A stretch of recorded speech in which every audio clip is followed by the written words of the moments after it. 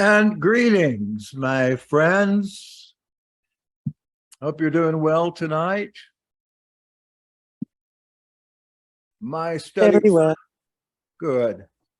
My study time was preempted. And so I can't say that I'm unprepared. I've done this numerous times and collected a lot of material on what we're going to cover tonight.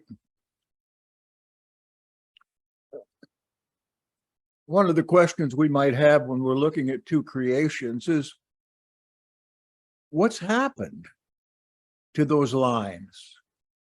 Homo sapiens, Homo caelum, the wise man, the sky man. What's happened to them since? How do they figure in? Well, you could say that the animal apocalypse, first Enoch 85 and following on to 90, gives us at least 1,000 years and probably more like 4,000 years of following these lines, even past the advent of Messiah. What got me thinking in the first place about this was, why is it? Well, that question has been asked many times. Why is it that my mother and I are working so hard to get close to Elohim, yet my father and my brother, they have no sensitivity whatsoever, either to our faith or to their faith. They're not interested in things of the spirit. The animal apocalypse, as it is interpreted correctly, will show us where the lines go and cause us to speculate where those lines are today. Oh, the genetic code of everyone is so mixed up these days.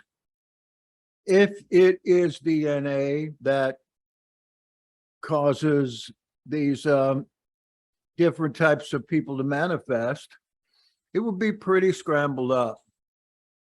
After all, with the animal apocalypse, it begins with Adam and Eve in the garden. And as I mentioned, goes on some thousands of years, but it doesn't go through our time. But by our time, as genes work, some are expressed and some are not expressed. The dominant gene is going to be expressed more than the subordinate gene. So that would pretty much explain, when we're thinking about that big question I just mentioned, is why? Why am I pious? Why not my brother, sister? Why am I the only one in the family that's pious? And that takes us back to the beginning of the whole teaching, really. Genesis 1. We have a story of the creation of humankind where they seem to be male and female manufactured. They're manufactured, and then Elohim says it's good. But in chapter 2, we have Yahweh, Elohim, making his appearance. And these people, two that we know of, were fashioned and inbreathed, whereas the first group were not. So I call them Homo man, caelum, sky in Latin.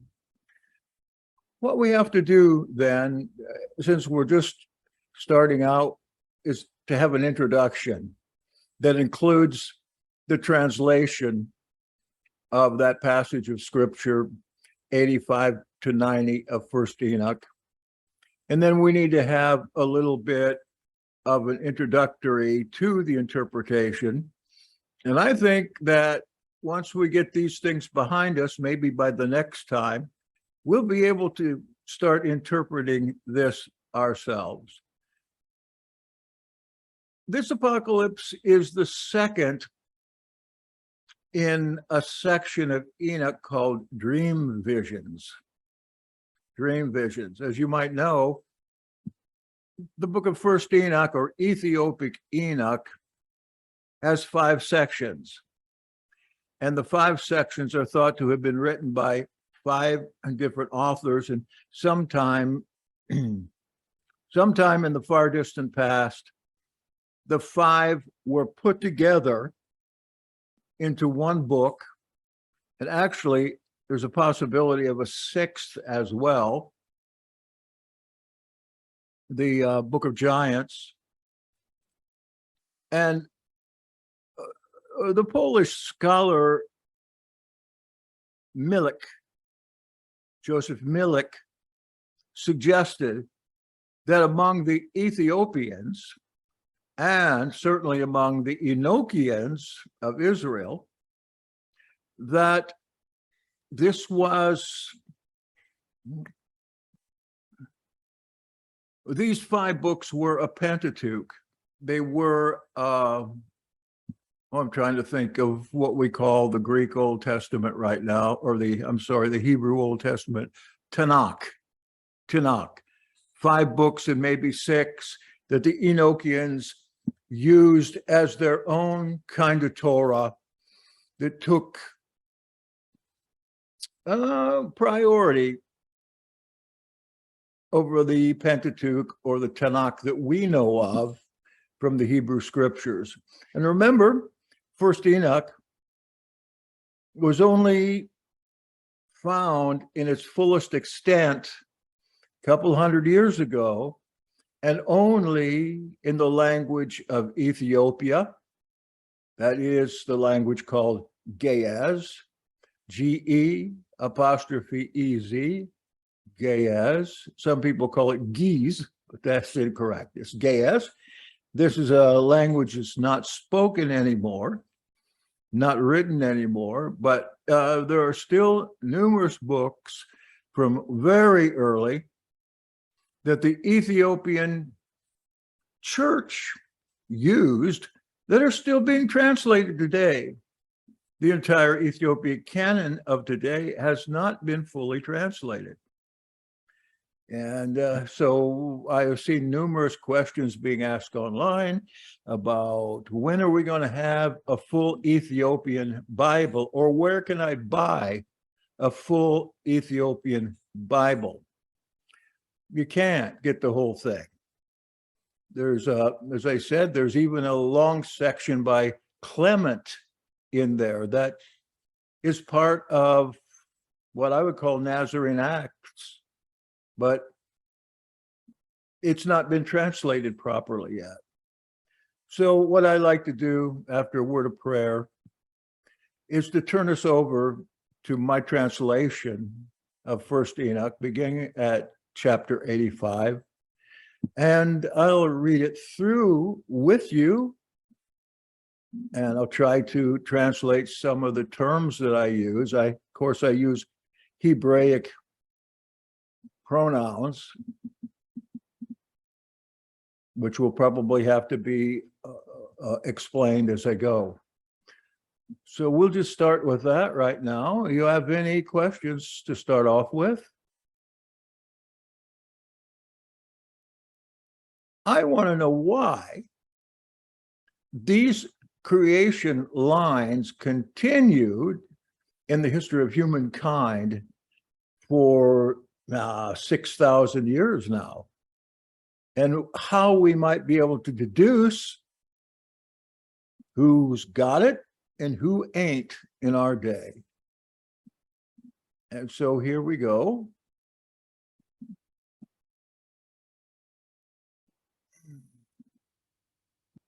If it's going to let me bring that up, because it doesn't seem to want to see it. It doesn't want to show it to me.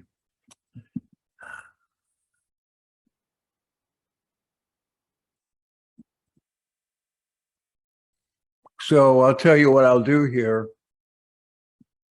is I'll pop it into the chat. And you can go to chapter 90 or 80, 85 and find it. Hold just a minute, please.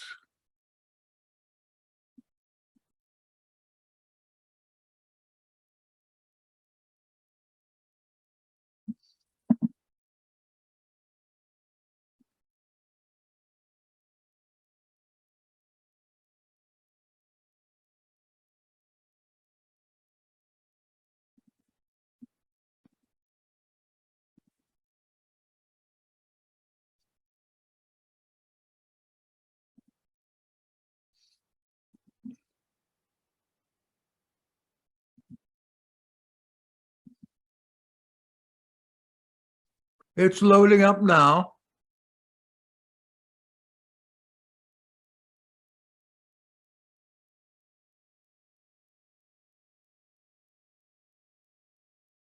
And if you want to follow me, you can load it into your computer.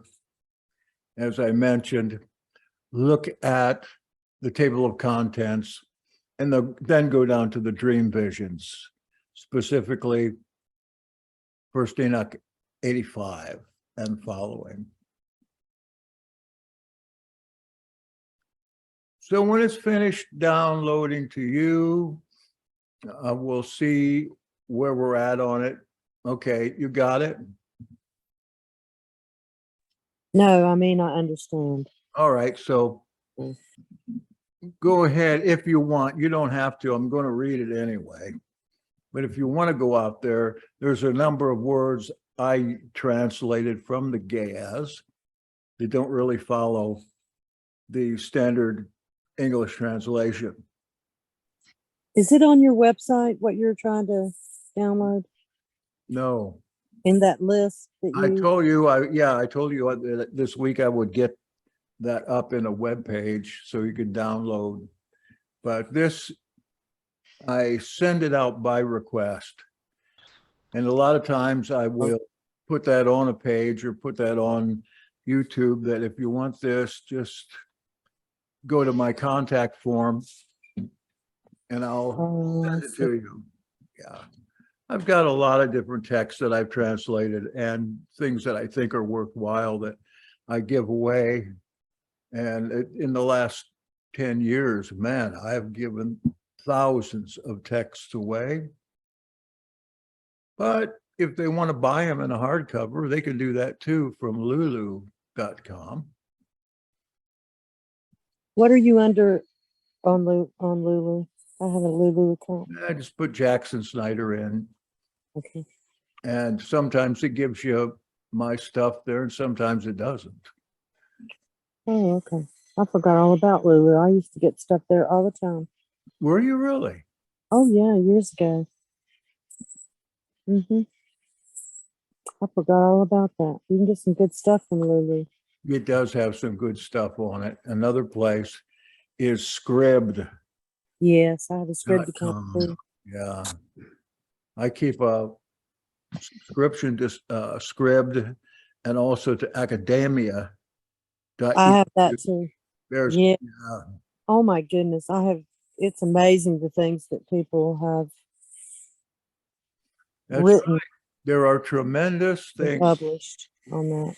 If you go to Academia, you can find scholarly reviews of just about anything you can think of.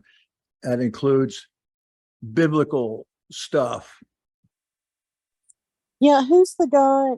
I bet you we probably subscribe to the same guy that does a lot of the Academia stuff on I don't know, but I can tell you Enoch. a lot Enoch. I think his first name is Daniel. Daniel D. Cossin? Yeah, yes. Yeah. That's well, him. I didn't want to mention his name. Oh, sorry. But no, we're good friends. But what he has as a translation of what he calls geese I can't find half the stuff that he's written down in there. He did a presentation for us in person in Vero Beach some years ago.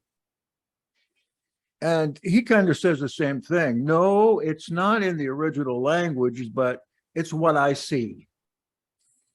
It's Right. what I see. That's eisegesis, building into a translation what you think rather Right. than what is actually there. But it sure is interesting. He's got some interesting stuff. All right. Here's First Enoch 85. After all this, I had another dream. Now I will show the whole dream to you, Beni. That means my son, Beni. So Enoch raised himself up and told Methuselah, now I will speak to you, Beni. Listen to my words. Turn your ear to the dream vision of your father. Before I received your mother Edna, I saw a vision while in my bed. Hine, a bull came out of the land. And that bull was white. A heifer came out after it.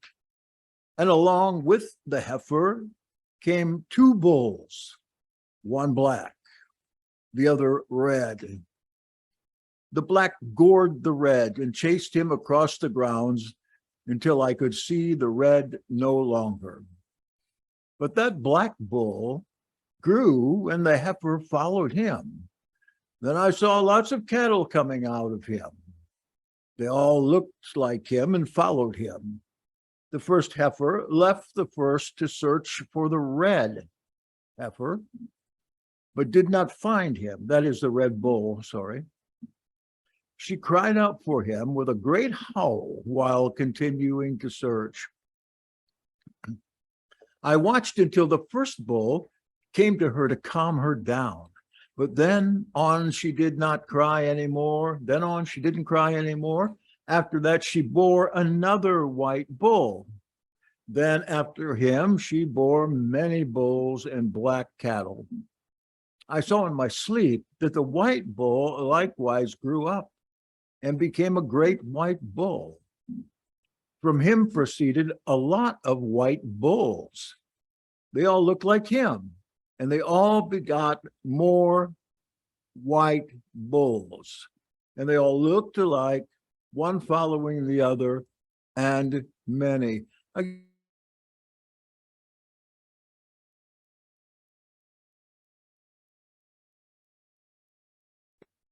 That is, the person described as black represents they're dark people. White, of course, is the color of holiness from a biblical perspective. And white bulls or whatever are the good, the holy. Then there's the red bull or red other animals. Red stands for dead. Red stands for dead. So we've got this red bull here that was gored to death. Then we have a new white bull coming along from the first heifer. And from that white bull became a great white bull. Proceeding from that white bull were a lot of white bulls that all looked alike. Important. I guess you're probably doing pretty good in interpreting this so far. Enoch 86. Again, I saw something with my eyes as I slept. I saw the Shamayim above, and Hine, a star fell from Shamayim, skies. The star got up and began to pasture and eat with the cattle. After that, I saw very big black cattle. Hine, behold, look, they all changed their stalls and pasture lands, the young crying among themselves. And I saw in the vision by looking Shamayim word, and Hina, I saw many stars fall, casting themselves down from the Shamayim to that first star. They became as bulls among those young cattle and pastured among them. I looked at them and saw them, and Hine, this is, if there's any children listening, this next verse or two are censored. They all let out their members, just like horses. Then they began to cover the females, which all became expectant. They bore elephants, camels, asses. All the cattle were afraid and very anxious about them, for they began to bite with their teeth and gulp down, and to gore with their horns. They begin to swallow up those cattle, and Hina, all the young ones of the earth begin to tremble and shake before them and run away from them. First Enoch 87. Again, I saw how they gored and swallowed each other down. These are cannibalistic black creatures that are masquerading as bulls and in some respect as horses. Then the earth began to cry out. I raised my eyes again to the Shamayim, and I saw something in the vision. Hene, out of the Shamayim came beings like white men. 4 left that place, and 3 went with them.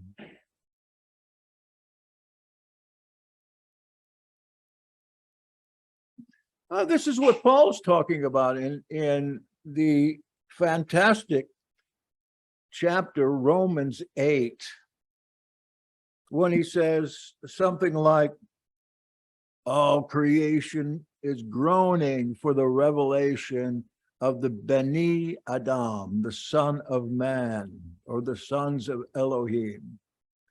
Most people really can't interpret it because they don't understand the groaning of creation and when that happened. It's not really in the Bible that we know, but this is what I believe Paul is talking about.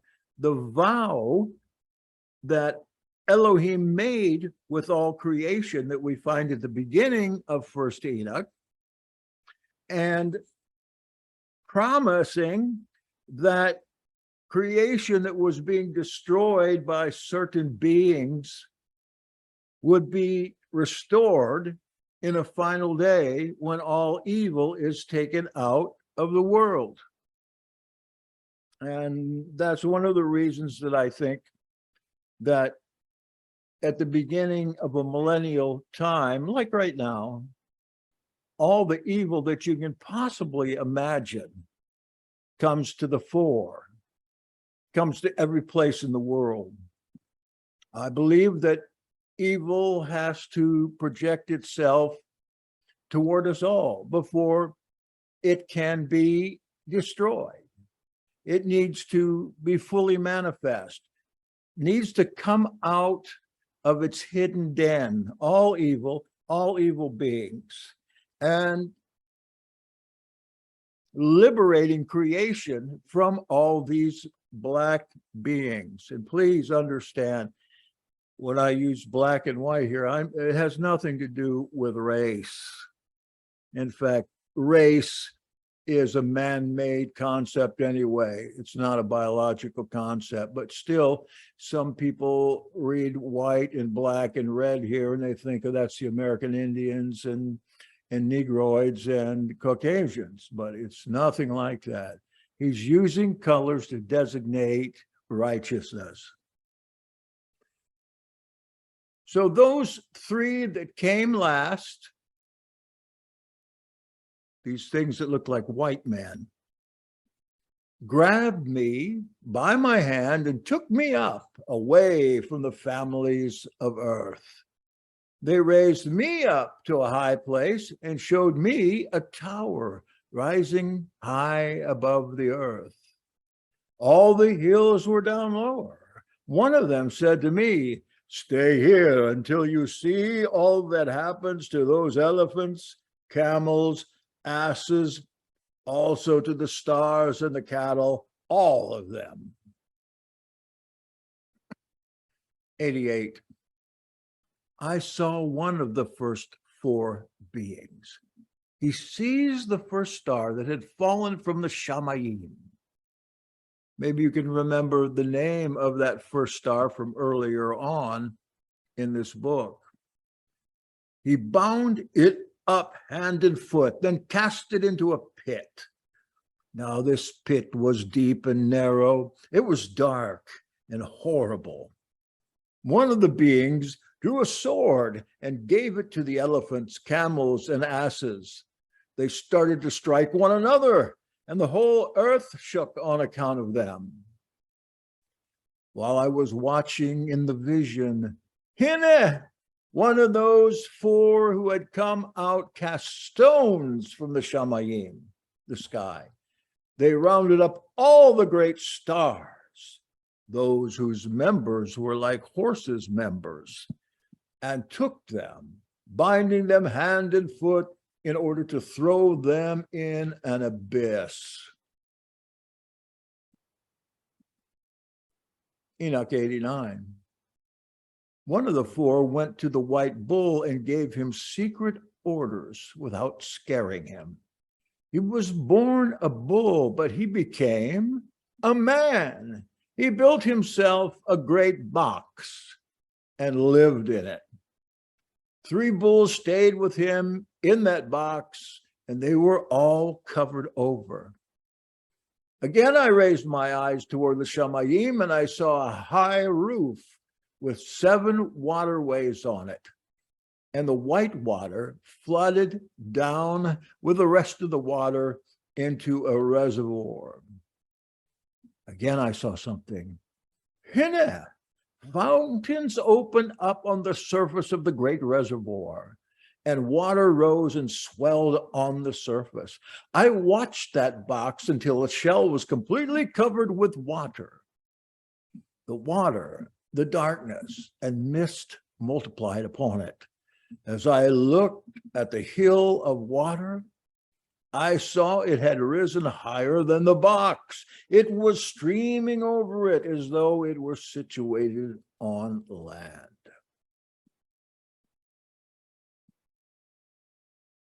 Excuse me.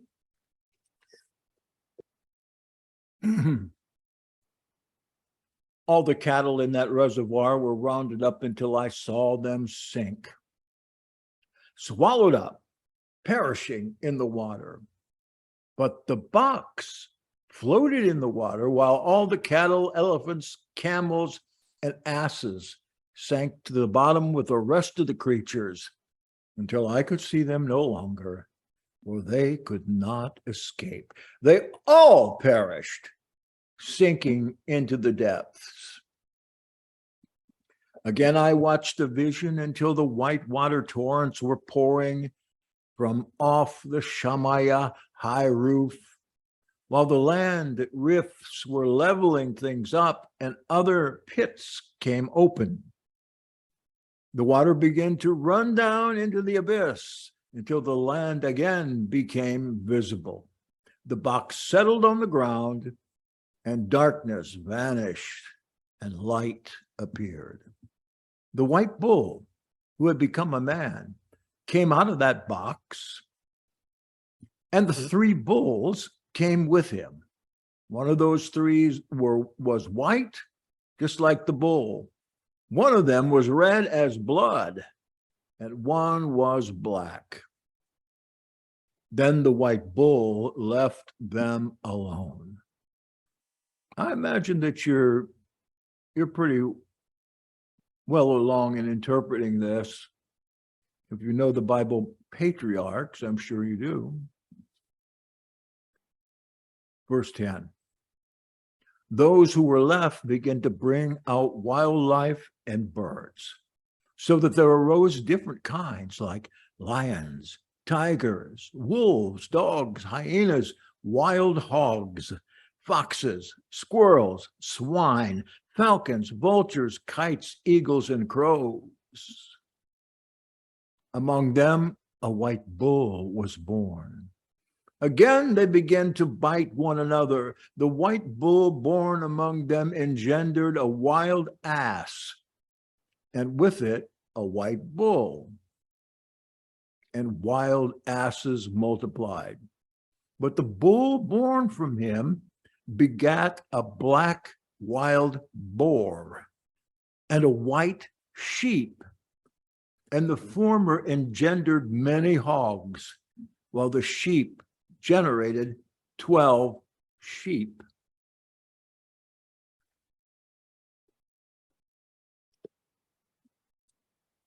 When the 12 sheep had grown, they gave one of themselves up to the asses. Then the asses gave that sheep over to the wolves.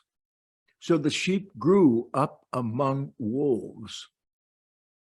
Their leader brought the 11 sheep to live with the one sheep, to pasture with it among the wolves, and they all multiplied to become many sheep herds.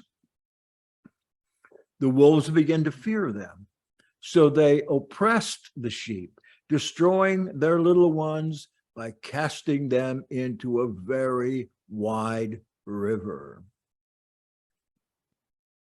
The sheep began to cry aloud for their little ones, complaining to their shepherd. One sheep that had been rescued from the wolves ran away, escaping to the place of wild asses. Then I saw all the sheep, how they wailed and lamented, how they sought their shepherd with all their might, until the shepherd descended from the heights at the sheep's voice, came to them, and pastured them. He called on the sheep that had escaped the wolves and spoke with it concerning the wolves, that it should give a warning to them not to touch the sheep. So the sheep went to the wolves in accordance with the command of their shepherd, and another sheep met that sheep and went with it. And the two went together to enter into the assembly of wolves.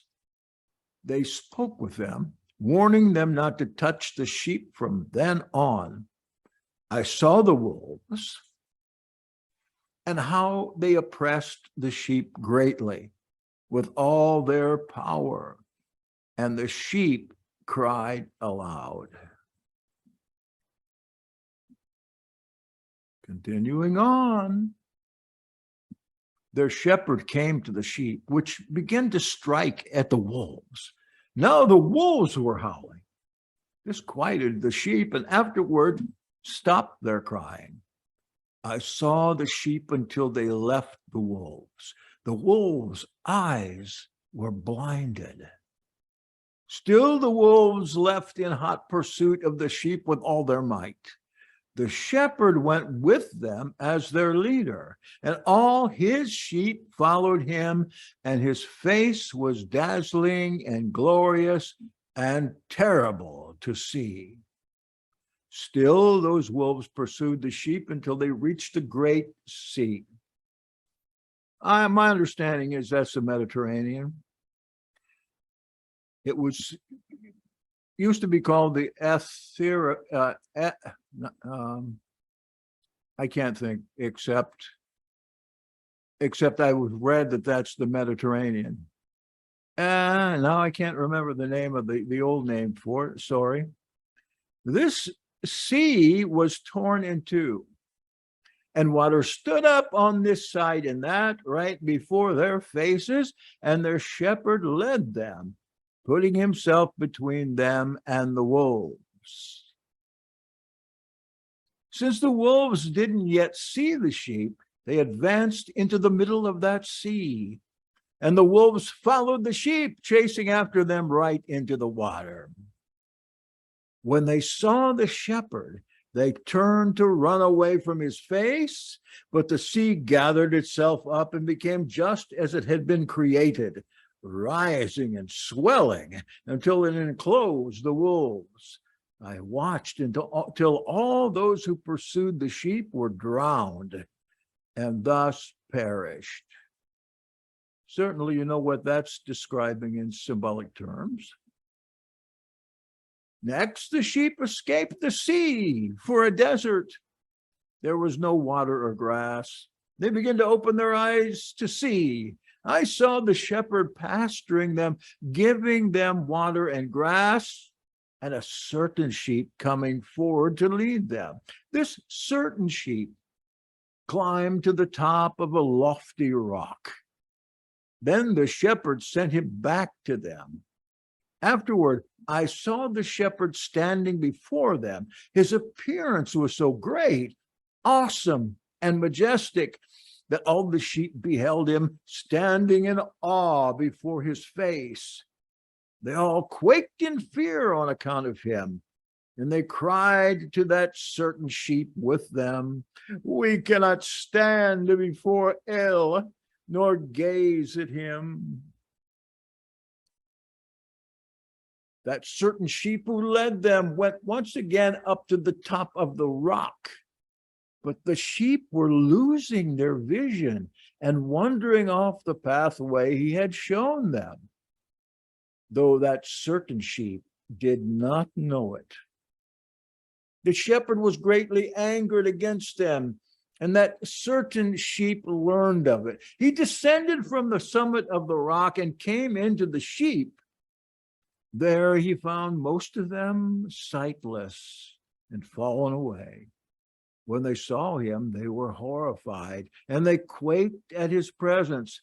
They wanted to return to their folds. That certain sheep took other sheep with him and came to the fallen sheep and began to slay them. These sheep feared his presence, and since that certain sheep brought back those others who had fallen, they returned to their folds. In this vision, I watched until that certain sheep became a man. He built a house for the shepherd and put all the sheep in that house.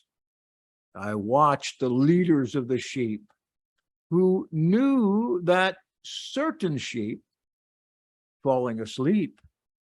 Yes, I watched them until all the great sheep died off and the little ones arose in their place until they all came to a pasture near a stream. Then that certain sheep, their leader who had become man, left them and he fell asleep. All the sheep went out after him and wept over him with a great wailing. I watched until the lamenting sheep had crossed the stream. Then there arose 2 sheep for leaders in the place of the former, those who had fallen asleep. I watched until the sheep came to a good place, an agreeable and wonderful country, and I watched until the sheep were satisfied in the house that stood in their midst, there in that pleasant country. 41. Sometimes their eyes were open, other times they were shut, until yet another sheep arose to lead them. He brought them all back, and their eyes were open, but dogs, foxes, and the wild hogs began to devour those sheep until the shepherd raised a ram from their number who led them. The ram began to charge the flanks of the dogs, foxes, and hogs until he had destroyed them all. That sheep whose eyes were open, there's a clue there, watched the ram among the sheep until it abandoned its good repute and began to butt the other sheep, trampling them down and conducting himself in a contrary manner. Now, who do you suppose that is? Then the shepherd sent the sheep to yet another lamb, raising it to become a ram, even the herd's prince and leader, in the place of the previous ram of forsaken reputation. Now let's see, who was that whose reputation went bad?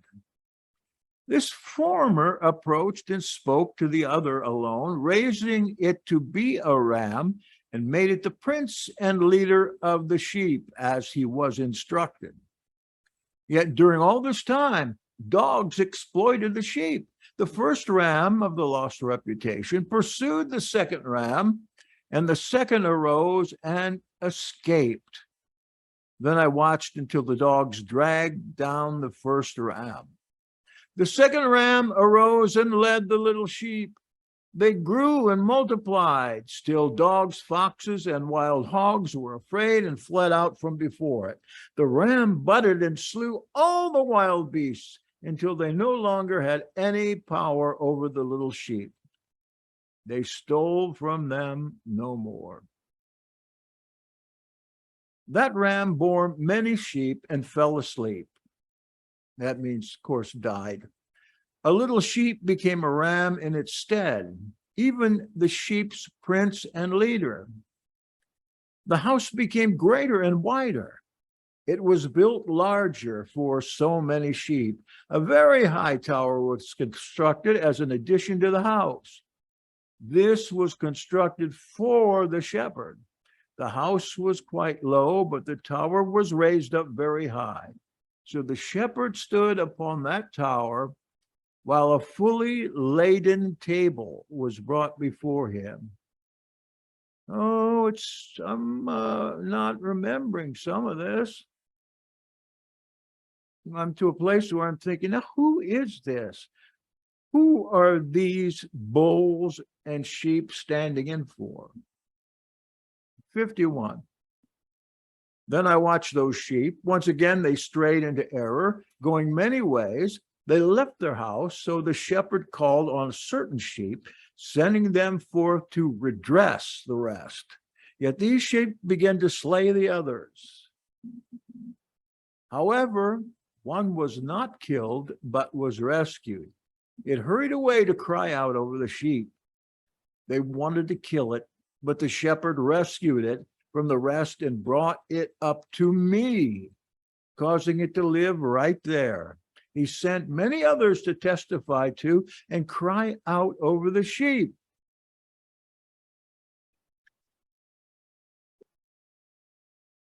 Afterward, I saw they had forsaken the shepherd's house. His tower fell completely away. Because of this, they all became blind. I watched that shepherd, how he caused a great slaughter in their herds. Such sheep invited it by betraying his house. So he gave them to lions, tigers, wolves, hyenas, even to foxes, and all the wild beasts. And beasts tore the sheep to pieces. As I watched, he left their house and tower, giving them over to lions that tore them to devour them, even to all the beasts.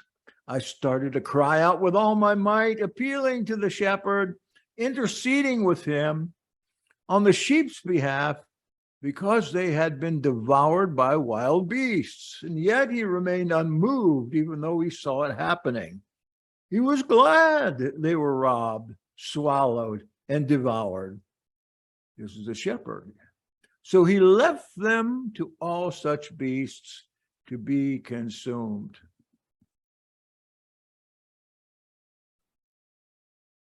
Then he called 70 shepherds. He placed the sheep with them for pasturing before speaking with them and their companions. Let each one of you pasture these sheep from now on, and all I command of you do. I will deliver them over to you in numbers correctly counted. I will tell you which are to be destroyed, and you will destroy them. So he gave the sheep over to the shepherds. Then he called another and spoke to him. Watch, make a note of everything the shepherds do to the sheep. They will slay more than I have commanded.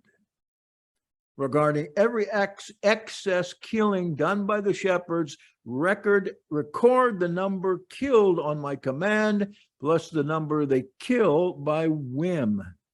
Record the destruction caused by each shepherd.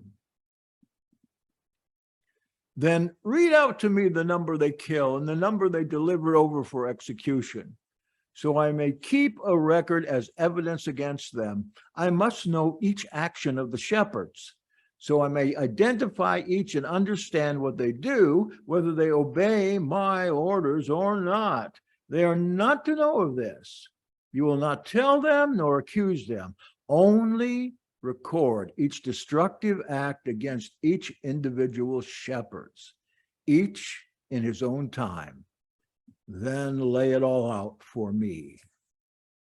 I watched until the shepherds pastured in their season. They started to kill, destroying more than were ordered, transporting sheep over to lions. Lions and tigers killed and ate the better part of the sheep, and wild hogs ate right along with them. They even burned the tower down after tearing up the house. I became very, very upset over the destruction of the tower because the entire house of the sheep was demolished.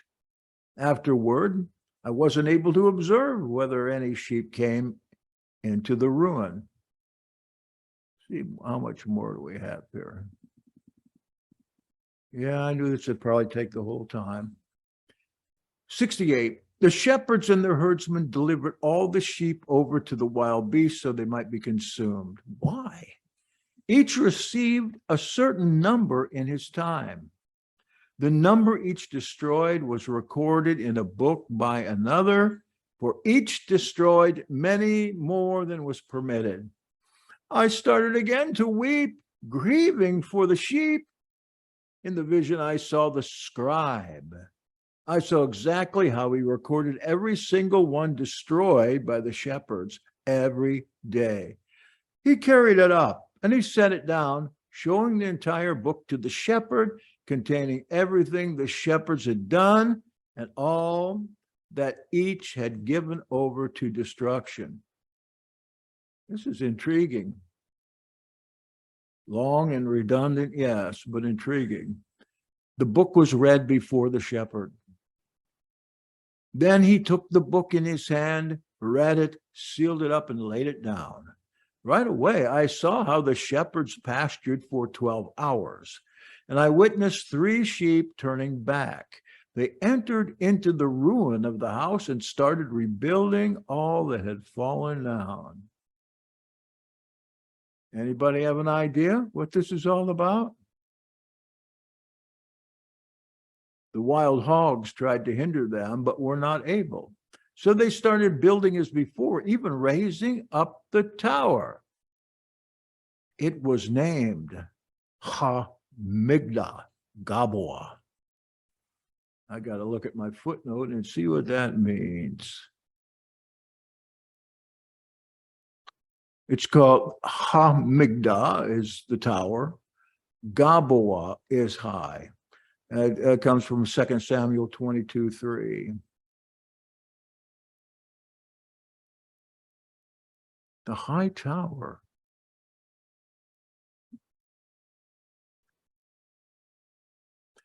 Again, they placed a table in front of the tower, but all the bread on it was polluted and impure. There's a clue. Yet the sheep's eyes were blinded to these things. They couldn't see it. There's a big clue. So they were handed over in large numbers to their shepherds for destruction. They trampled upon the sheep and gobbled them down. The shepherd was firm in his resolve. All the sheep were dispersed over the field and mingled with the beasts there. The shepherds didn't rescue them from the beast. The recorder carried the book up, showing it to the shepherd, reading it before him. He implored the shepherd for them and seeking his favor as he was reported all the shepherd's actions. He testified before him against all the shepherds. Then he took the book, placed it beside the shepherd, and departed. This so almost sounds like an Enochian figure. Remember, Enoch was called the recorder or the secretary or the author, depending on which translation you read. He was the intermediary between angels, between Elohim and Malachim, and between Malachim and humankind. And we're coming up here to the last chapter in this section. Then I watched until 35 shepherds undertook the pasturing of the sheep. 35 shepherds. And they each finished their terms as the first. Others then received them into their power, pasturing them for their terms, each shepherd with his own term. After that, I saw in my vision all the birds approaching, eagles, vultures, kites, crows, but the eagles led them. Note that all these animals and Shamayim creatures, they're all ritually unclean. They begin to devour those sheep, picking out their eyes. What does this say for shepherds? Nothing good. Shepherds in this time, shepherds in any time. They picked out the sheep's eyes, eating their bodies. The sheep cried out as their bodies were being eaten by the birds. As for me, in my sleep, I watched and grieved over the shepherds who pastured the sheep. I watched until the sheep were devoured by dogs, eagles, kites, and they left neither meat, skin, or tendon on them. Only their bones stood out. Even their bones fell to the ground. Put you in mind of Ezekiel 36, 37. The sheep were few. I watched until 23 had attempted pasturing the sheep, completing their terms 58 times. But hine, lambs were born to the white sheep. They began to open their eyes to see and to cry out to the sheep. Oh, yes, they cried out to them, but they did not heed what they said to them. They were profoundly deaf, their eyes exceptionally blind. I saw in the vision how the crows flew upon those lambs, taking one of them, then dashing the sheep to pieces and eating them up. I watched until the lambs grew horns. The crows tossed down their horns. I watched until a great horn pushed out from one of the sheep, and their eyes were all open. And I looked over them all, crying out to the sheep, and all the rams saw it, and all ran to it. All the same, the eagles, vultures, crows, kites continued tearing the sheep, swooping down on them to eat them. Still the sheep kept quiet, but the rams grieved and cried out. The crows battled against a ram and tried to break off its horn, but they had no power over it. All the eagles, vultures, crows, and kites were gathered together, and with them came all the sheep in the field. Oh, yes, they all came together to help one another break that horn off the ram. Then I watched until a huge sword was given to the sheep, and the sheep went against all the beasts of the field to destroy them. The birds and beasts took off before them. I saw the reporter, the one commanded by Yahweh. As he opened the book detailing all the destruction the last 12 shepherds had caused, he showed the shepherd, capital S, that they destroyed far more than their predecessors. I watched until the shepherd came to them and took the staff of his anger in his hand. He struck the ground, and the ground broke into pieces. All birds and beasts among the sheets fell to the ground. The ground swallowed them all up, and it covered them up. I watched until a throne was built in the pleasant land, and the shepherd was seated thereon, and the other took the sealed books and opened them before him. The shepherd called the first 7 white sheep, commanding them to bring all the stars, whose members, of course, were like those of horses, before him, beginning with the first star that led the way. So they brought all those stars before him. And he said to the one in front of him who was recording it all, one of the 7 white ones, take those 70 shepherds to whom I delivered the sheep, those who took it upon themselves to slay more than I commanded them. And here, they 70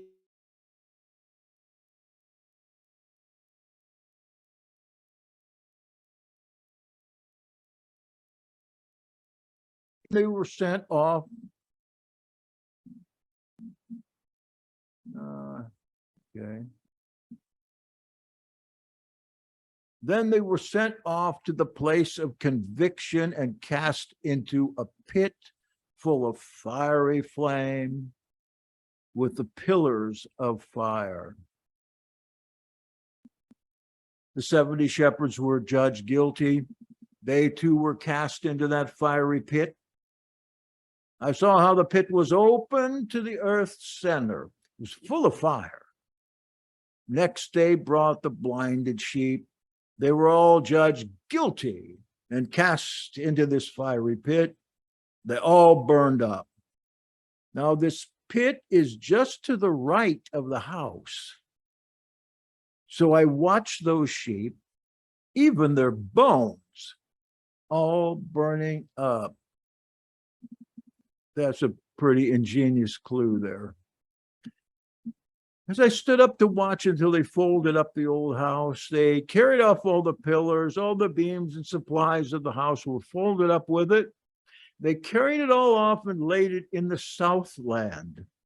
I watched until the shepherd brought a new house greater and loftier than the first, and he set it up in place of the first, the one that had been folded up. All its pillars were new, and its supplies were new and larger than those of the old one he had taken away. All the sheep were inside. I saw the remainder of the sheep, along with all the beasts on the ground and birds in the shamaya, falling down and paying homage to the sheep within the house, pleading with them and obeying them in every matter. Afterward, the 3 white-robed ones who had seized me by my hand, with the hand of that ram also seizing me, they took me up and set me down among the sheep just before their judgment. Those sheep were all white. The wool was massive and clean. All that had been destroyed and dispersed, all the beasts of the field, and all the shamaya birds congregated in that house. The shepherd greatly rejoiced because they were all good and had returned to his house. I watched until the sheep laid down the sword given them, for they brought it into the house. It was there sealed up in the presence of the shepherd and the sheep invited in, so it no longer harmed them. Here's a note back here for the house. Now we see that the entrance to the center of the earth was just to the right of the house being, of course, the temple. The cave entrance is in the valley of Hinnom's son, Gehenna. So we're seeing the pit going down from Gehenna here, and we're seeing it near the temple. This was the Jerusalem city dump, that is Gehenna. And when Jesus is quoted as talking about hell in the New Testament, hell is a cover-up word. It's covering up Gehenna, the valley of Hinnom, the trash heap, the city dump of Jerusalem, which was believed in this time, we're talking about maybe 135 or so BC, just following the Maccabees. that the entrance to the channel leading to the lake of fire extended down from the Jerusalem trash heap. Yahshua said, it's always on fire. The worms always crawling around there. And they believe there was a channel underneath that. I don't know, what do you call that? Not a cave, but a tunnel. And it led to the lake of fire, which was located between the second and fifth heavens. According to later Enochian sources, second heaven contained the Nephilim. The fifth heaven contained the offspring of the Nephilim.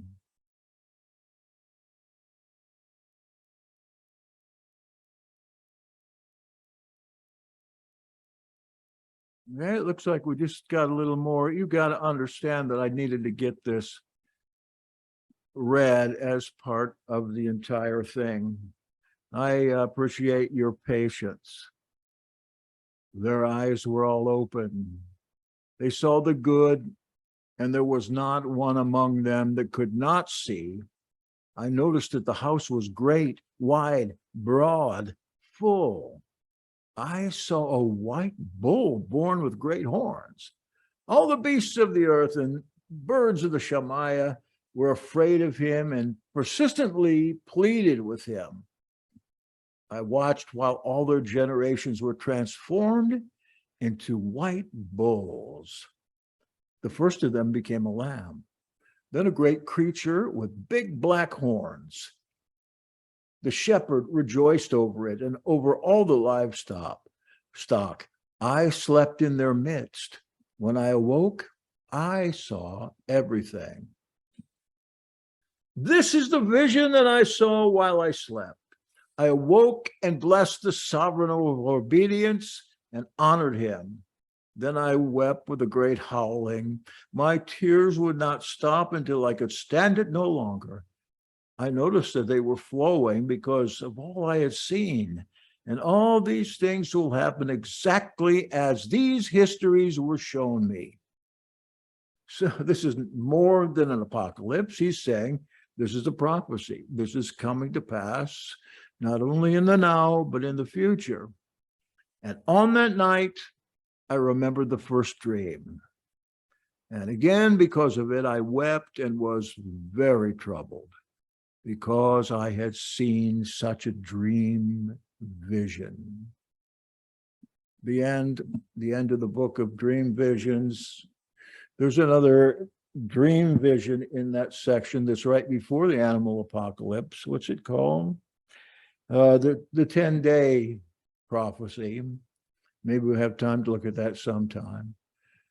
And again, I thank you so much for hanging in here for this long recording of the animal apocalypse. Next time we come together, we'll explain. And come back, because you can help me. That'll be next Tuesday night. Thank you all. Yahweh bless you. And